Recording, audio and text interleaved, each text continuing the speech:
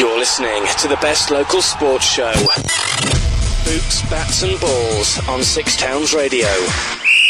Okay, this is Steve Farrell again from Six Towns Radio. We've got Roger Johnson on the phone this morning for the Boots, Bats and Balls show. Good morning, Roger. Hello, Steve. Hi, Roger. How are you? Yeah, good, thanks. How are you? Not bad, thank you. Just to give the listeners a bit of a preview on who you are, you're a BBC News presenter, plus a football commentator for Match of the Day. And also you've got a famous dad locally in Stoke-on-Trent, because Nigel Johnson is the Stoke City correspondent. And you're going to be in the area in the forthcoming week, aren't you? Because you're going to be doing a prize-giving ceremony at Newcastle-under-Lyme School. Can you tell us a bit about that? Yeah, sure. You're quite right. I work on the BBC now. I work on North West Tonight, which is the regional news programme, which some people will get, obviously, towards the north of Stoke-on-Trent. Sort of the Nick Owen of the North West for people who get Midlands today. I also present breakfast TV from time to time at the weekends, which I'm doing tomorrow. And yes, you're right. My dad, Nigel, has covered Stoke City for 40 years now, which is no mean achievement. But I'm back in the area, going to the school. It's the school that I was fortunate enough to go to myself as a child. I went there from age 11 to age 18, and then they've invited me back to their prize giving at the Victoria Hall, which will be very nice to attend. Although it's the last time I went to the Victoria Hall was to the prize giving in the year that I left, which was 1988. So it's a quarter of a century since I was last there, which makes me feel dreadfully old, I have to say. Oh, right, okay. Well, hopefully all will go well for you, because you're going to be doing that this forthcoming Monday, I believe. That's right, yeah, this Monday evening, Steve. They've managed to give me an evening off doing the news in the North West that night, so I shall be in the Victoria Hall, very much looking forward to it. We're going out for a curry afterwards as well, which I'm looking forward to as well. So it's going to be a nice evening and a nice opportunity to go back. There aren't many of the teachers still at that school from when I was there, but there are a couple of them. So it'll be nice to renew a few old acquaintances as well. And I'm going to go with my dad as well. So we'll have a nice evening out together, all being well. Okay, moving on to your career as a broadcaster and sports commentator. How did you manage to get into that field of work? Well, my initial interest, I think it would be fair to say, came from my dad's involvement with covering Stoke City. That gave me a sort of an exposure to it, in the sense that I used to tag along with him sometimes when he went into the radio station, just to see what he did, and that gave me an interest in it. And I did hospital radio, actually, up at the North Staff for a number of years, which I really enjoyed doing when I was a teenager, with some really lovely people who many of them I think probably are still there, giving their time for nothing, helping out, doing the hospital radio and doing the requests programme and everything else. I did a request programme for Bucknell Hospital. That was the first thing I did, which hopefully all the tapes of that destroyed, because I don't imagine they would have been a particularly good listen. I apologise to anybody that had the misfortune of suffering listening to those when they were in hospital. I did that, and that gave me an interest in it. And then I was lucky enough, I went to university, but when I left university, I joined the BBC in 1994. And as you said, I had the good fortune to work in sports broadcasting for a fair while myself. I commentated to Match of the Day for a couple of seasons. I went to the World Cup in 2010 in South Africa, which was a great experience. But then, in some ways, I've stopped doing that now, because obviously I've gone more down the news route with North West Tonight and with Breakfast TV and previously working on the BBC's news channel. So I've been very lucky. I've had a lot of variety in my working life in the sort of almost 20 years, 18 years that I've been in the BBC. So really enjoyable. Fantastic. Are you a Stoke fan, Roger? I am, which I guess is somewhat inevitable. I have to say, there was a time when not many people will remember it, not that many years ago, when Stoke and the Vale were in the same division. And I have to say, I just think it's, at that time, I thought it was great for Stoke-on-Trent to have two sides, both doing well, bit of rivalry and everything else. I'm not the kind of football fan who would wish ill against another side just because I happen to support one team in any town versus another. So I hope Port Vale do well as well. But equally, I think it's great for Stoke-on-Trent that Stoke are in the Premier League and have been in the Premier League for a few years now. It really puts the city, which I'm always very proud to say is my home city, the city I grew up in, puts that right on the map, makes it well known all around the world. And it's amazing when I went to South Africa for the World Cup, and people who've had the good fortune to travel around will know this. Everybody knows of Stoke-on-Trent. Everyone knows of Stoke City. And interestingly, particularly in South Africa, everybody seemed to know the name Stanley Matthews. Even though he's been gone for so many years, he really helped to put the name of Stoke City around the world. Half a century ago. Oh, definitely. I think his name is probably known worldwide, isn't it, Sir Stanley? Absolutely. And as you may know, my dad's been involved with the foundation the Stanley Matthews Foundation, which was set up after he died. And they raise money and they give money to local sports projects in the Stoke-on-Trent area and local young sportsmen and women to help them pursue their sort of sporting dreams and aspirations. And I think that's a good way of keeping his name alive. Somebody who did a great deal for the game and for Stoke-on-Trent as a place. So yeah, it's great. And I'm really. I lived in the city for quite some number of years after I left university. I've been obviously working up in Manchester now, and I'm not far away. So, I'm really looking forward to being back there on Monday night for this prize giving event. But it's the town the city that I will always call home. So it's great. Roger, it's Rob. You mentioned Stanley Matthews and his connections with South Africa. Obviously, he was over there in Soweto. That's right. Doing a lot of work over there when he was at the peak of his fame, wasn't he? That's right, Rob. He was. I mean, he went out there, when it was frowned upon for white people to be associating with black people in Soweto.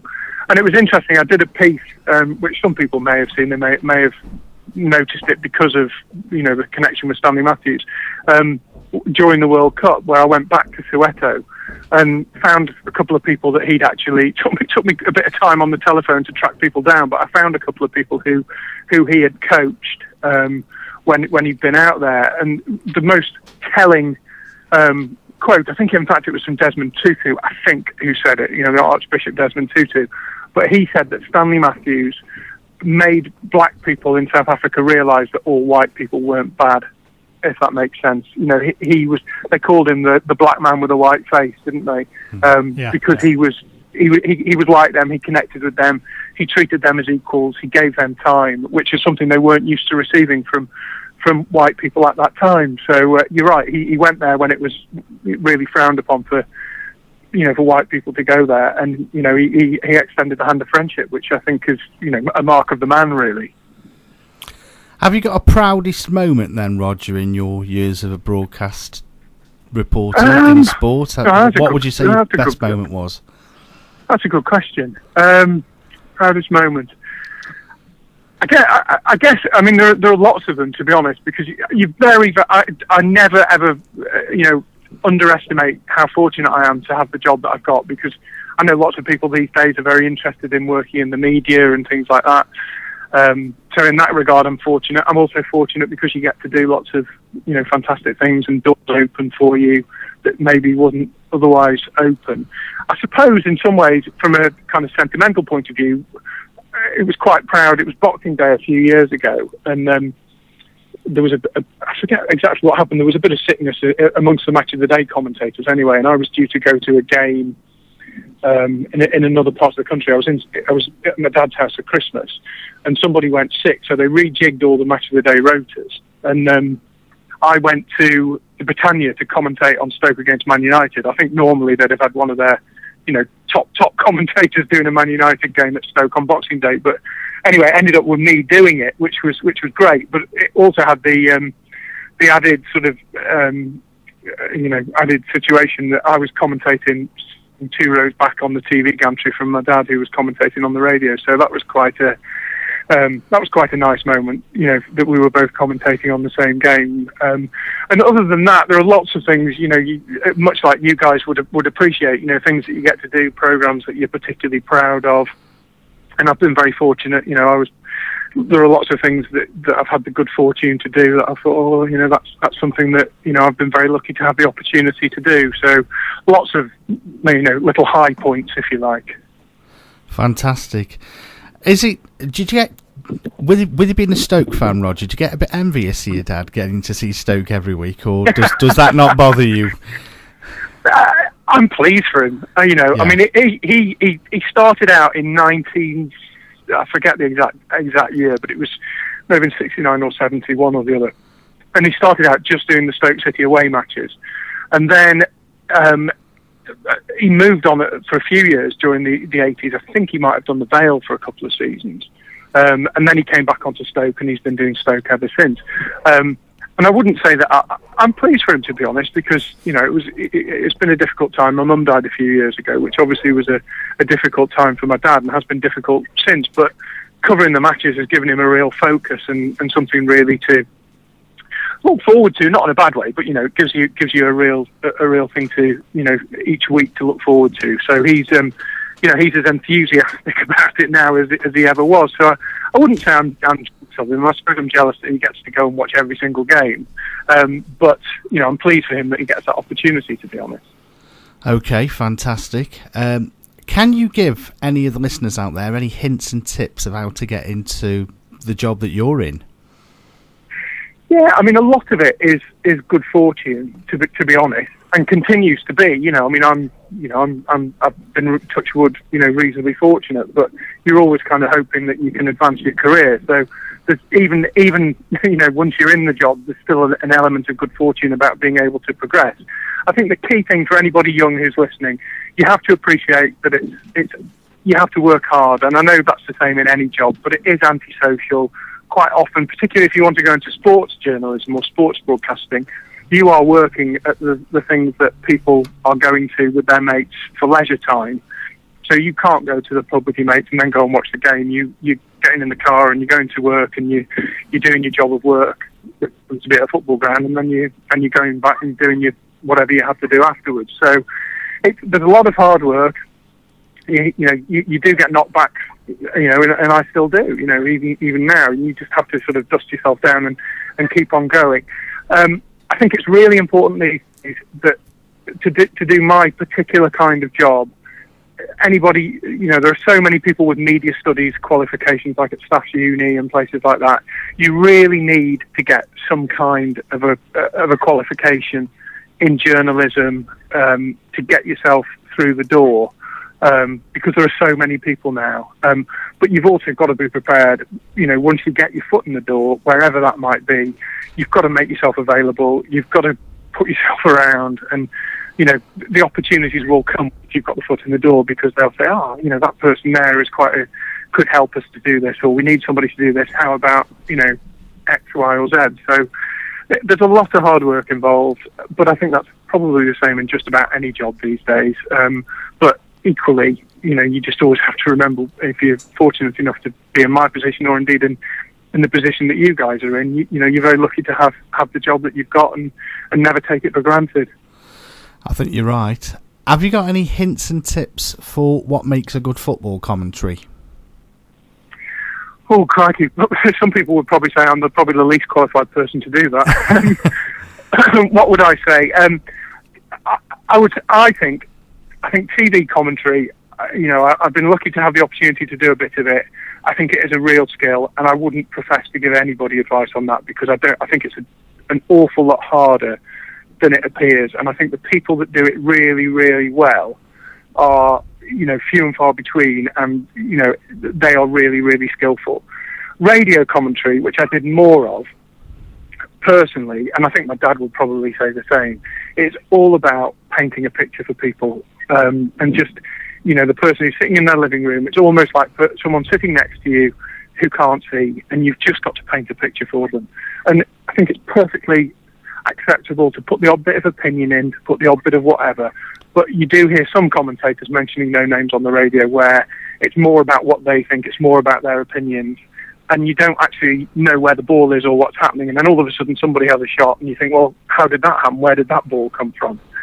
My personal view, and it's no more right than anybody else's view, is that you just paint the picture for the listener. Use the power of language to try and create a picture. You hopefully have an expert ex-player sitting next to you who can give some analysis, give some opinion, give some interpretation, but you are the commentator. This is just my view. And you paint the picture for the listener who's sitting at home so they can close their eyes almost and imagine that they're there. I think I was given a tip. I did a bit of commentary some years ago for Hospital Radio up at Port Vale, and I was told you need to talk to the listeners as if they were blind but used to be able to see. That was a tip I was given.